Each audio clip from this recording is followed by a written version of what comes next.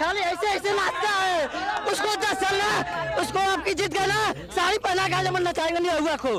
हाँ नशा साड़ी पहनाएंगे, साड़ी पहनाएंगे। जूता से मारेंगे गांव में, जूता से निरहुआ को जूता से मारेंगे। क्यों मारेंगे?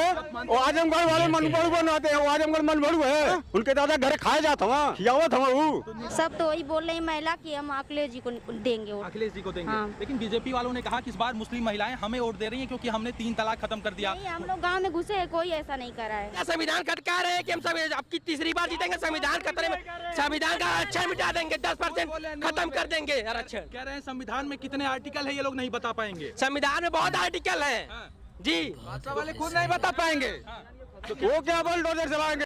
वो कदावा न आते।